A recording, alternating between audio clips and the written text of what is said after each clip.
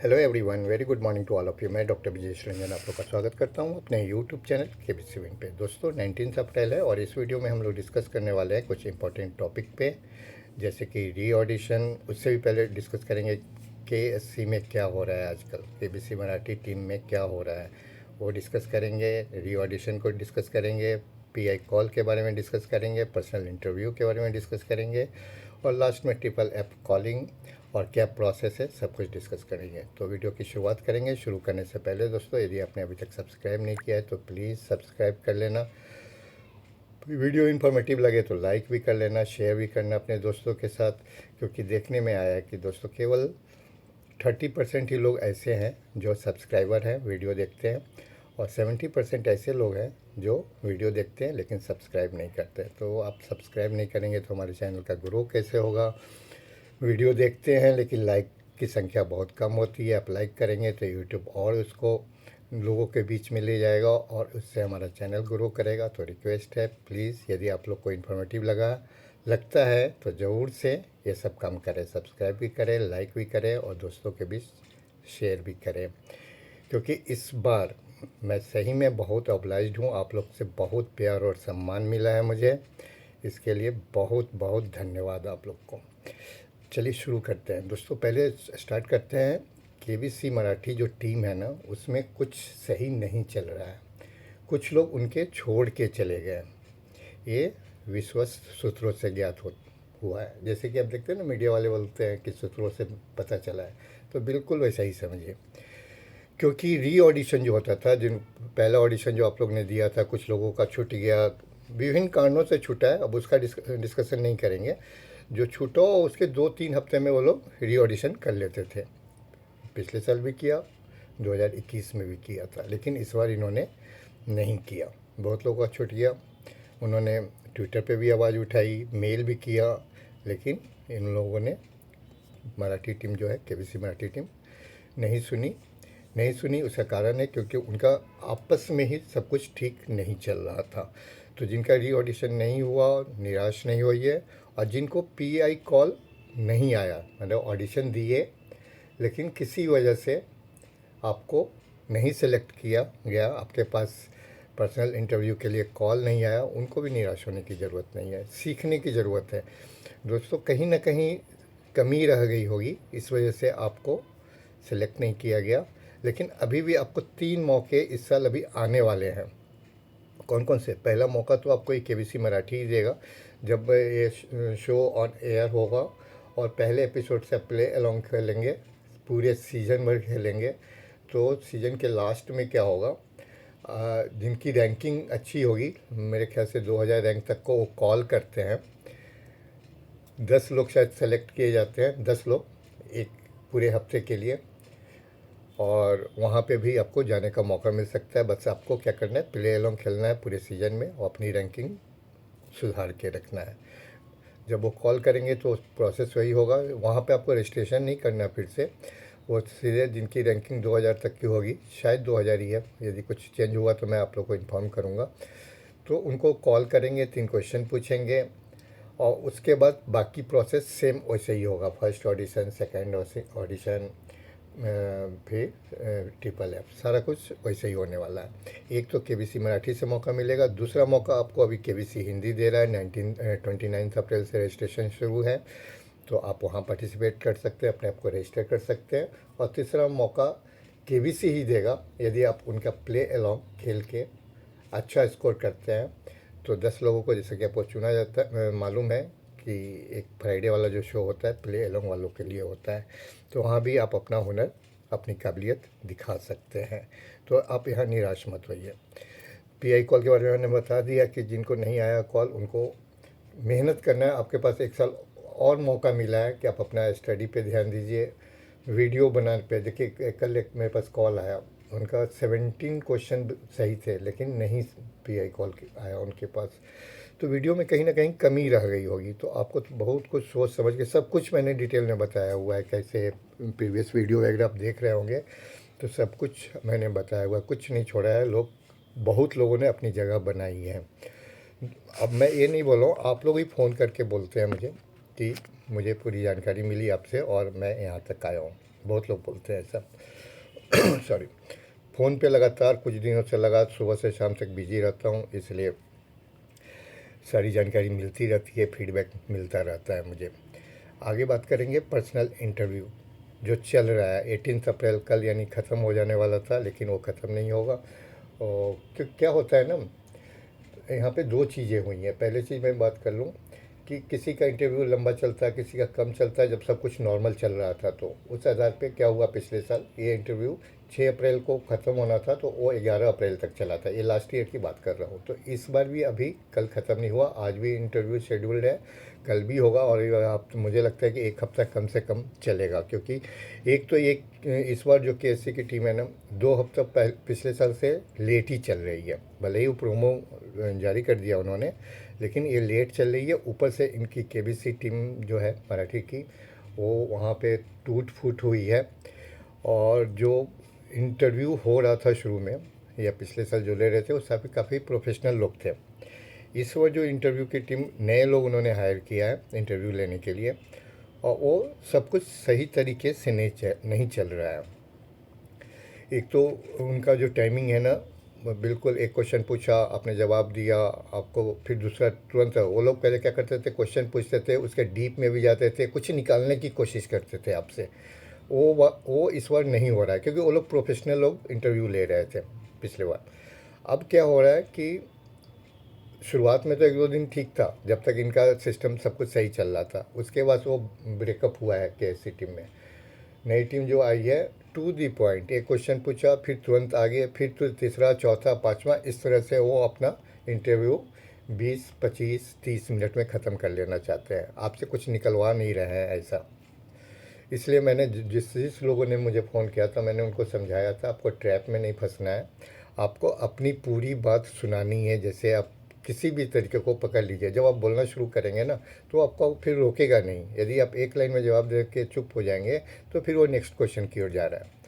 आपको अपनी पूरी बात, पूरी स्टोरी, सब कुछ सुनाना है। ये आपके ऊपर है कि आप इंटरव्यू को अपने तरीके से मुड़िए, न कि उनके तरीके से ख़त्म कीजिए। आपको अपने तरीके से इंटरव्यू को ख़त्म करना है, तब आपका इंटरव्यू 30, 35, 40 मिनट तक जाएगा। नहीं तो मुश्किल हो रहा है लोगों को, क्योंकि फिर से बता रहा हूँ, जो इंटरव्यू लेने वाली टीम है, वो नहीं है जो हमेशा लेती थी। मतलब ये इतिहास में पहली बार हुआ है, केएससी के इतिहास में, केबीसी मराठी के इतिहास में, कि एक ही बंदा फ़ोन कर रहा है, वही इंटरव्यू ले रहा है, वही सब कुछ कर रहा है। अच्छा पीडीएफ नहीं है, चलो बिना पीडीएफ का ले लेते हैं। ऐसे भी केस हुए थे। मैंने बोला बिल्कुल इंटरव्यू मत देना जब तक वो आपका पीडीएफ आपसे मंगवाए नहीं। किसी को बिना रजिस्ट्रेशन नंबर का भी इंटरव्यू हो गया। कल ही एक इंटरव्यू हुआ जिसको क्योंकि उसके पास मेल ही नहीं आया। तो क्योंकि आपको मैंने जैसे बताया कि सब कुछ वहाँ पे ठीक नहीं है, तो बहुत लोगों को मेल भी नहीं आया था।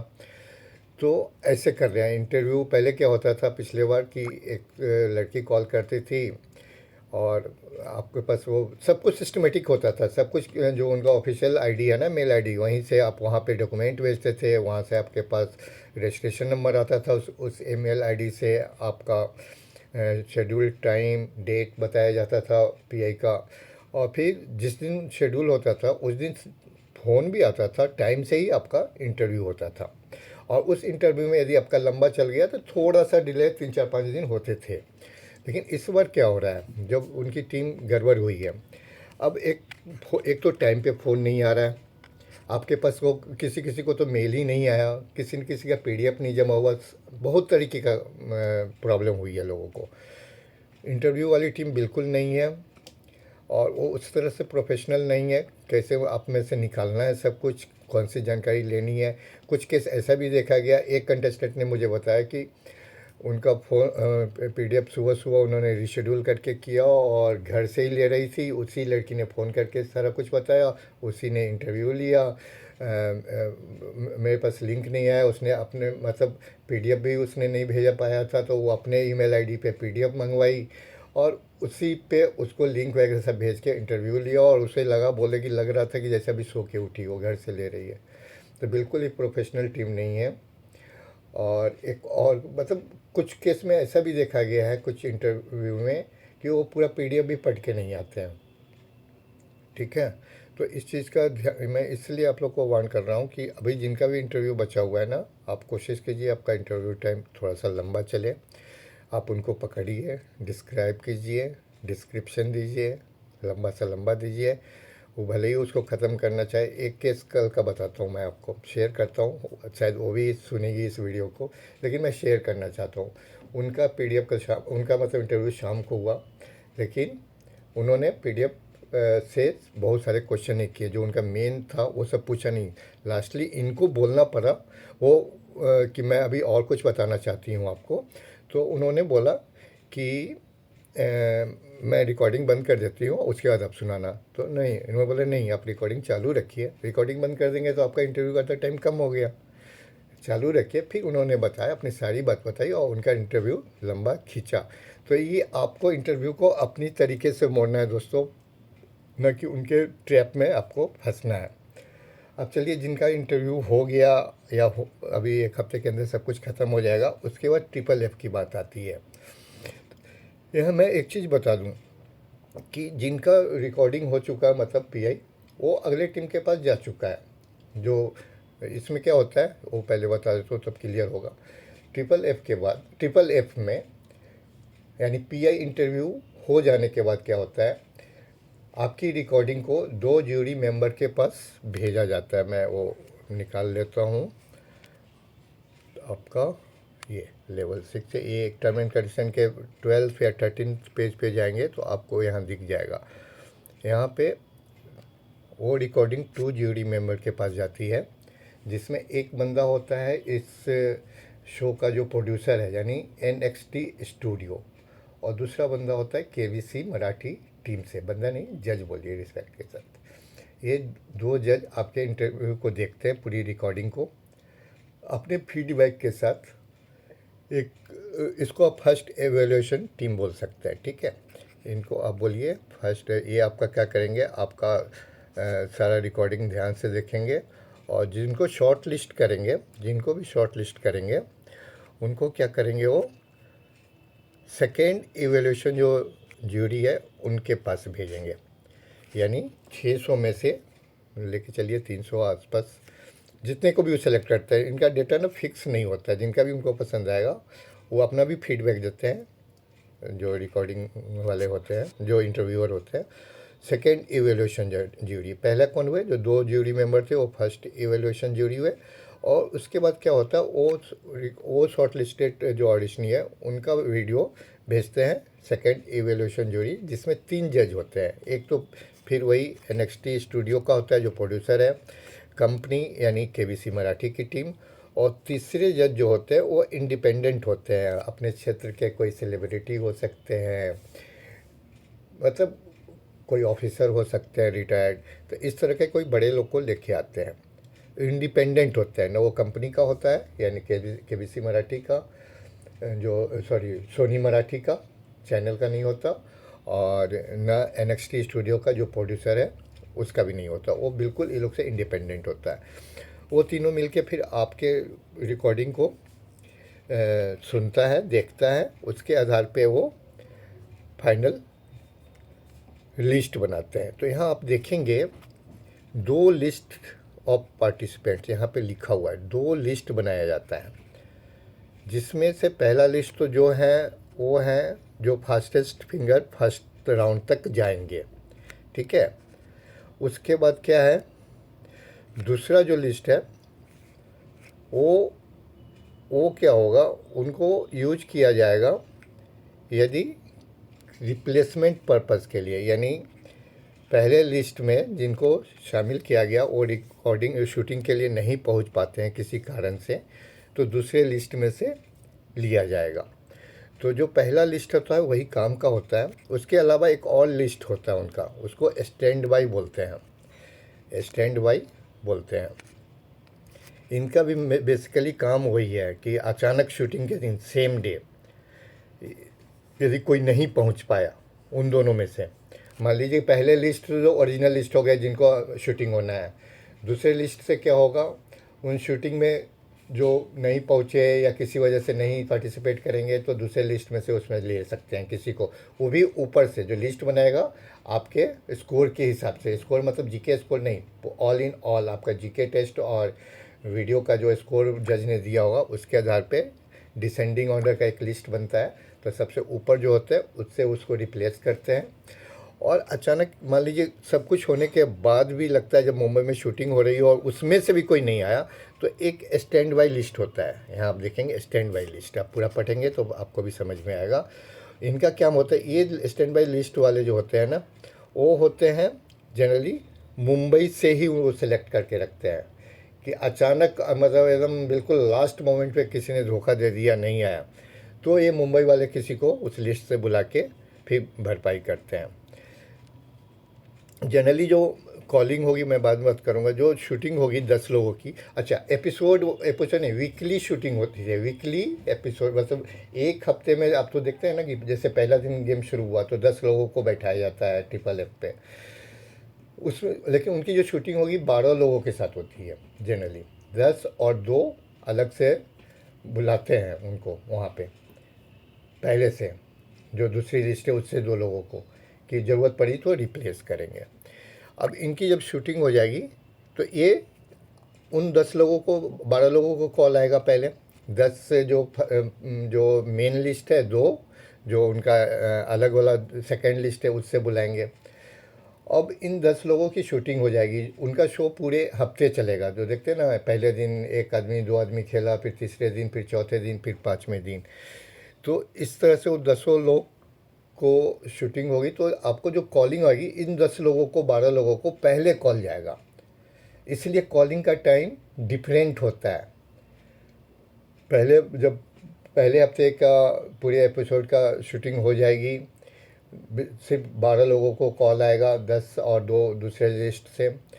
फिर वो शूटिंग ख़त्म होगी, फिर से 10 लोगों को, फिर से 10, इस तरह से वो पूरी शूटिंग करते हैं। और आपको कॉल लास्ट के 3.5 महीने तक आ सकता है। मान लीजिए आपकी शूटिंग लास्ट वीक के लिए की जा रही है, मान लीजिए, तो आपको बिल्कुल लास्ट में कॉल आएगा, तो यानी इंटरव्यू आपका अभी हो चुका है, लिस्ट भी सब तैयार हो जाएगा 1 महीने के अंदर, लेकिन कॉल बिल्कुल लास्ट मोमेंट पे करेंगे आपको जब शूटिंग होगी। तो इस 3-4 महीनों में किसी को नहीं पता चलता किसका सिलेक्शन हुआ है और नहीं हुआ है।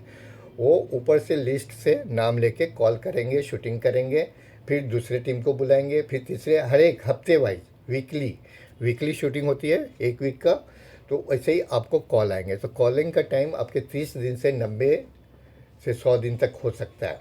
आप अभी से लेके, अभी सुनने में आया है कि कुछ लोगों को कॉल आए हैं कन्फर्मेशन, ठीक है। तो ये भी ध्यान रखिए, यानी पहले एपिसोड की शूटिंग अब शुरू हो जाएगी उनकी कुछ दिनों में।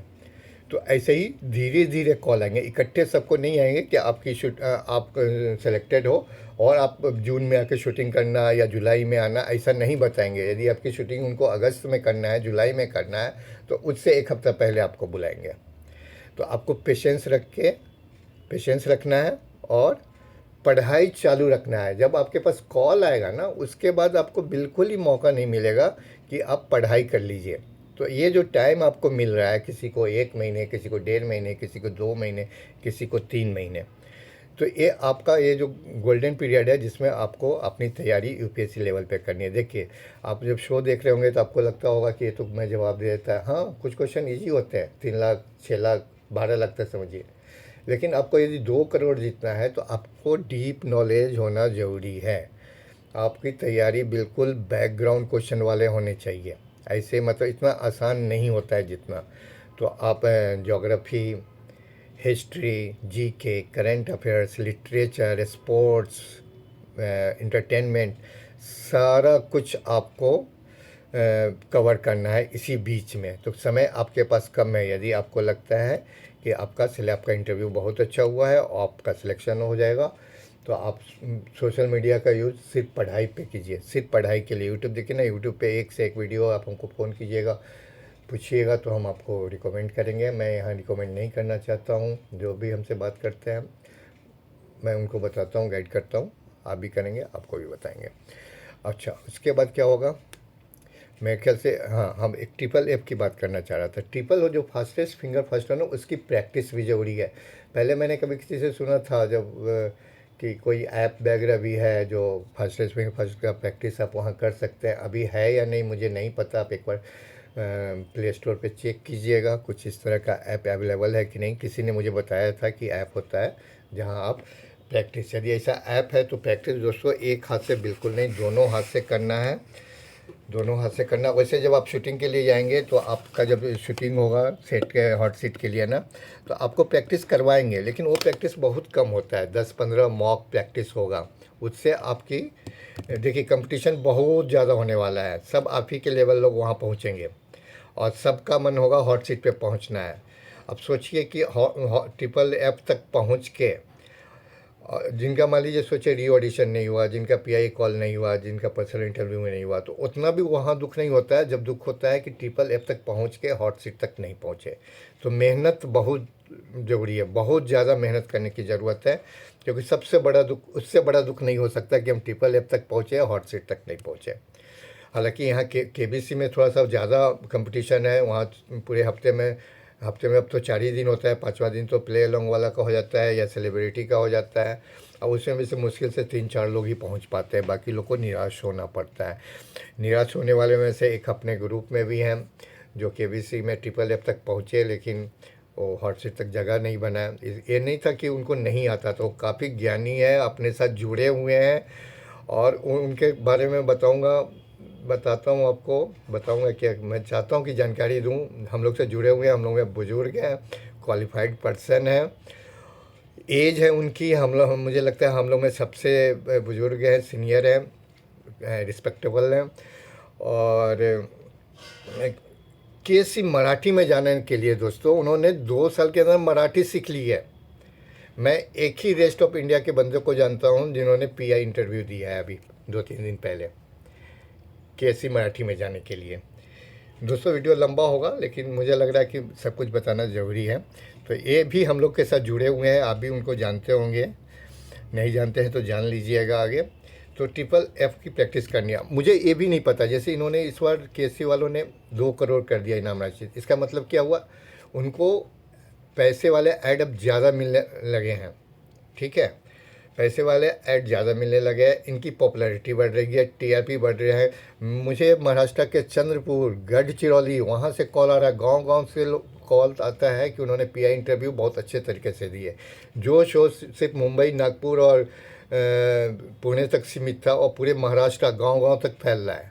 तो इसमें हम लोग का भी श्रेय जाता है। नहीं तो कितने लोगों को 2 साल पहले पता था कि भाई केएससी में कैसे जाए, नहीं, बहुत कम लोगों को पता है। हमने लोगों को अवेयर किया है, तो इस चीज़ की क्रेडिट हमें देना चाहिए, ना कि केएससी हमें कहेगा भाई बंद कर चैनल, तो मेरा नुकसान पहुंचा रहा है। तो हम लोग नुकसान नहीं पहुंचा रहे हैं, हम लोग इस चैनल को प्रमोट करने में, इस शो को प्रमोट करने में काफ़ी अहम भूमिका निभाते हैं। तो ट्रिपल एफ की प्रैक्टिस के बारे में बता रहा था कि मुझे ये नहीं पता, जैसे केबीसी में जैसे इनका अमाउंट बढ़ा है और केबीसी ने अपना पैटर्न चेंज किया था, ट्रिपल एफ से वो 3 ट्रिपल टेस्ट पे आ गए थे, तो हो सकता है इस बार ये भी ट्रिपल टेस्ट पे आ जाए। मैं नहीं कर सकता कि आएगा ही और ट्रिपल प्रैक्टिस करने की ज़रूरत नहीं पड़ेगी, हो सकता है वो चेंज कर दे, वो भी ट्रिपल टेस्ट पे आ जाए। 3 क्वेश्चन पूछे, जो तीनों का जो एवरेज टाइमिंग होगा उसके आधार पर हॉट सीट के लिए चुने, हो सकता है ऐसा।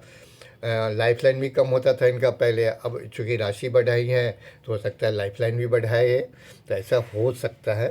तो ये जब आगे शो शुरू होगा तो आप लोग को खुद पता चल जाएगा, नहीं तो मैं तो बैठा हूँ आप लोग को बताने के लिए। वीडियो काफ़ी लंबा हो रहा है और मेरे ख्याल से और कोई क्वेश्चन होगा तो आप मुझे फ़ोन कर सकते हैं। काफ़ी कॉल्स आते हैं मेरे पास, जो हमसे जुड़े हैं वो भी, जो हमारे ग्रुप से नहीं जुड़े हैं वहाँ से भी बहुत सारे कॉल आते हैं। तो सबको गाइड करता हूँ, आप लोग भी गाइड होंगे।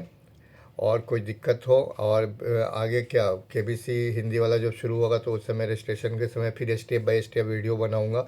एक साथ बताने में वीडियो लंबा भी, मेरी आदत है पूरा डिटेल में बताने की, तो मेरा वीडियो छोटा नहीं हो पाता 3-4 मिनट का, तो मैं स्टेप स्टेप ही बताऊंगा। उसमें कुछ चेंजेज होंगे, जैसे इसमें ऑडिशन ऑनलाइन हुआ, ऑफलाइन होता है। जैसे आप यहाँ पे क्या है, सबसे मेन चीज़ बताता हूँ डिफरेंस क्या है। यहाँ आपने पर्सनल इंटरव्यू दे दिया, आपका काम ख़त्म हो गया। अब आपका आपका जो आप भगवान से बस प्रार्थना कर सकते हैं कि आपका आगे सिलेक्शन हो, क्योंकि अब सब कुछ जो सेकंड ज्यूरी है उनके हाथ में है। वो यदि आपको शॉर्ट लिस्ट करते हैं तो थर्ड ज्यूरी वाली जो टीम है और वो भी आपको सेलेक्ट करते हैं, तब आप पहुंचेंगे। आपका काम पर्सनल इंटरव्यू के साथ ख़त्म हो जाता है। लेकिन केबीसी में ऐसा नहीं होता है। केबीसी हिंदी में क्या होता है, जब आप पर्सनल इंटरव्यू दे देते हैं और आपका फाइनल सिलेक्शन हो जाता है 3 ज्यूरी टीम के बाद तो आपको शूटिंग से पहले एक और इंटरव्यू होता है आपका। अब बताइए, ये चीज़ नहीं पता होगा, बहुतों को नहीं पता होगा। एक इंटरव्यू और होता है जिसमें आपका जो, वो भी पर्सनल इंटरव्यू ही बोलते हैं। उसमें क्या होता है, जो आपका पर्सनल इंटरव्यू हुआ था पहले वही सब कुछ पूछते हैं, सारा कुछ वैसा ही होता है, सिर्फ आपका कॉन्फिडेंस लेवल चेक करने के लिए कि आपका अभी तक कॉन्फिडेंस बना हुआ है कि नहीं, सेट पे आ सकते हैं कि नहीं। तो दोस्तों, ये थे आज के सारे लेटेस्ट अपडेट्स। वीडियो पसंद आया हो तो ज़रूर से लाइक करना। लाइक बहुत ज़रूरी है, जितना आप लाइक करेंगे उतना यूट्यूब मेरे वीडियो को और लोगों के बीच में फैलाएगा, और हमारा परिवार जो जुड़े हुए हैं हमसे लोग, वो और बड़ा होगा, आपके चैनल का ग्रो होगा। तो आप मेरी भलाई चाहते हैं तो ज़रूर से लाइक करना। नहीं सब्सक्राइब किया तो प्लीज़ सब्सक्राइब कर लेना, छुप छुप के क्या देखना। Thank you very much.